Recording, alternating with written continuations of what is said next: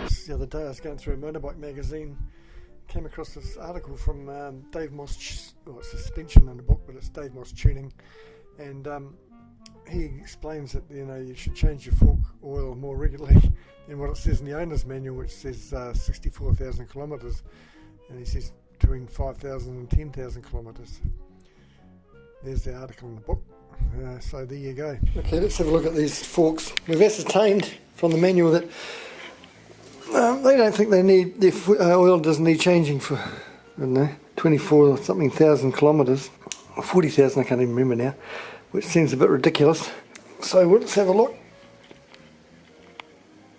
I think we find that there's no drain plug in these modern forks, so that means we'd have to take the forks out of the bike and drain the oil and refill them with new oil. So the article in the magazine was by Dave Moss Tuning.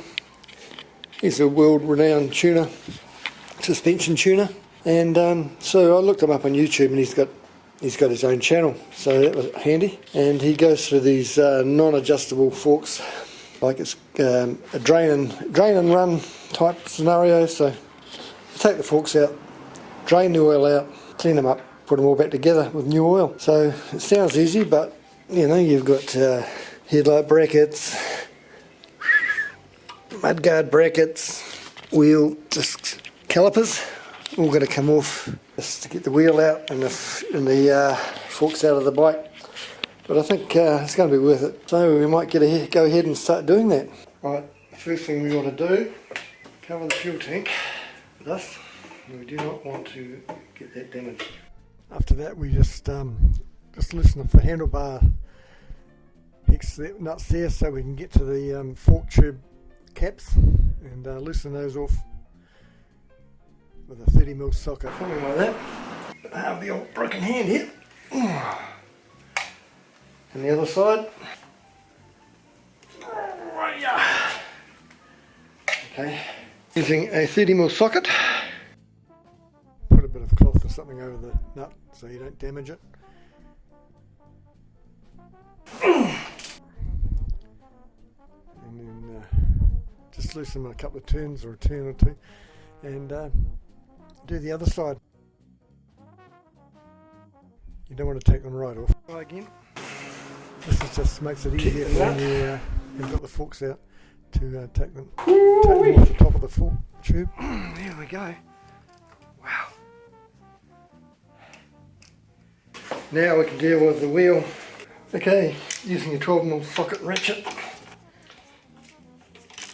Under the bolts holding the caliper on.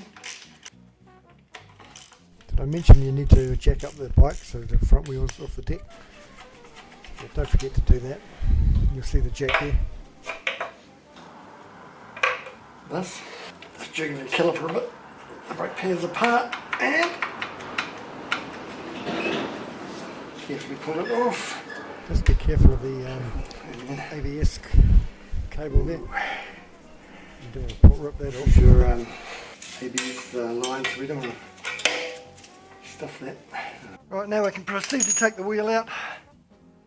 Loosen that off. Loosen off the pinch bolt for the axle. Oh yeah!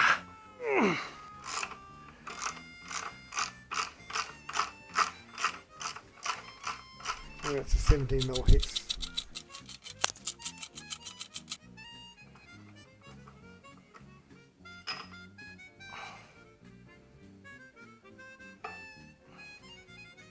Put the axle through the wheel so you don't lose the spacers.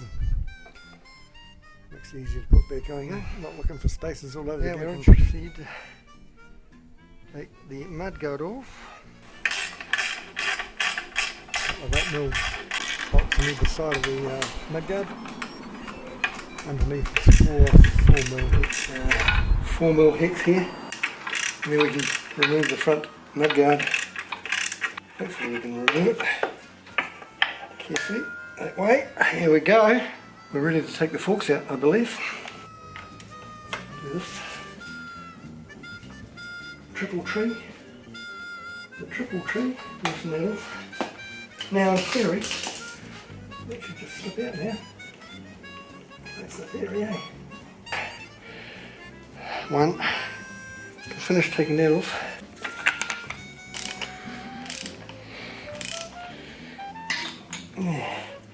Okay, you want to take these out and lay them down in the same order we take them out. Firstly, basin. Oh, I thought there'd be a washer there. I definitely thought there'd be a washer there. So top's on top. Washer. Okay, top. Tip the oil into this container and measure how much comes out. Don't forget about the spring, because it comes rushing out. The washer first. Couldn't believe it, look at that rust there. Change the subject. Okay. Magnetic tool, spring. So remember the top. Don't worry about the top for the spring, it's just a constant. Then that's a short spring. Top and Okay, bottom. let's try tipping the rest out now.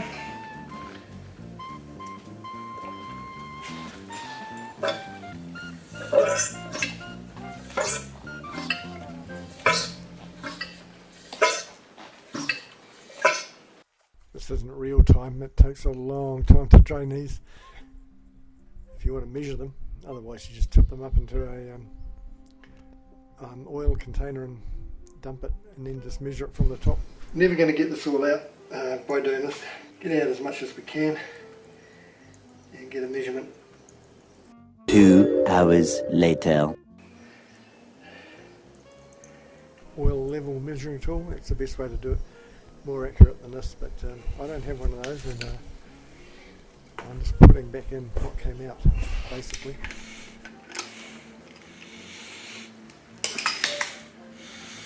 Level wise, that is. This fork here's got the dampening rod.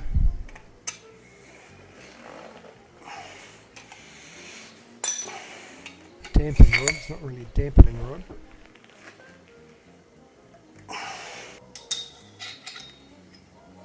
Tell you what, that little tool thing I've got there with the magnet on it's worth its weight in gold. Come on.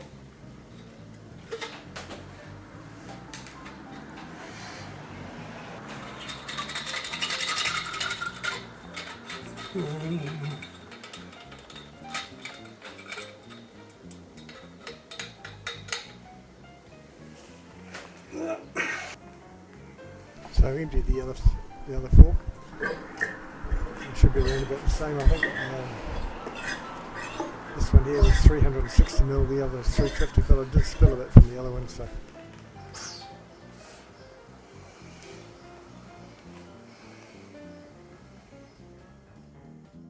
Right, let's go and have a look how much we've got in there. So it's 360ml. I'm going to take the gauges off and check out that rust spot on on the left hand fork there, and just see how the stiction is. You hear the rain, it's bucketing down. It's supposed to be spring. All we've had is cold weather and rain and wind.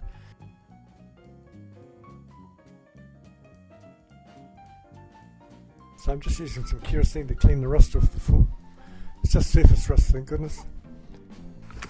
Operation of the fork itself, because it doesn't even reach that far. Just check the stitching on the fork.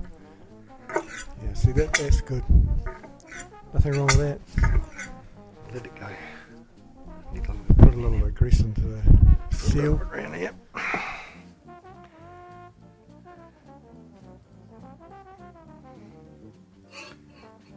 So you got a thing, got a nice ring. There we go. So open that up. I'm using a There's 15 right weight oil there. here, but just be careful because 15 weight from one oil brand is different from 15 weight from another. Okay. Give us your pumps. Give it a pump about 6 or 8 times. Get the oil flowing through all the holes. Put it all back together.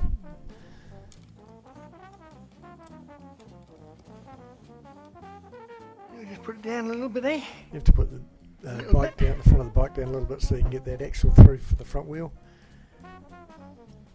Not too far. so the wheel's touching the ground, so you just put it through and then tighten her up. Don't tighten up the pitch bolt though until later on, because you want to centre that wheel on the axle. Ooh-wee. Put the calipers back on, and once again don't tighten those up either.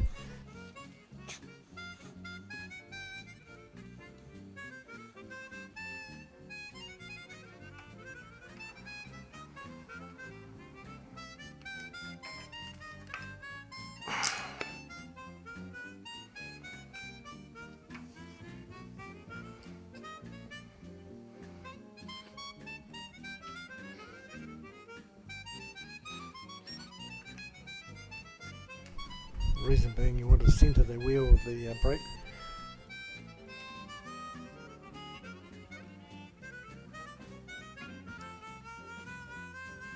The ABS sensor.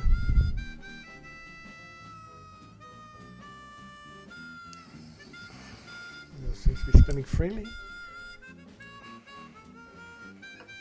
So I'm lowering the bike, taking the jack out, and then I'm going to pump the forks. And then we can centre that, tighten that axle retaining bolt there, like that. Yeah. And then you stack it back up.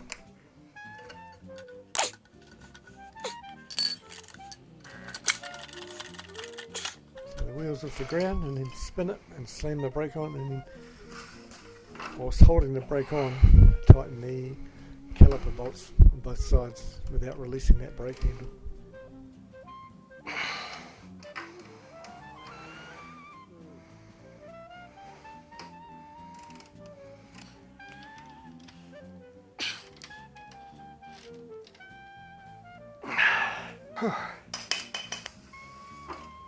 I can't test it because of my hand.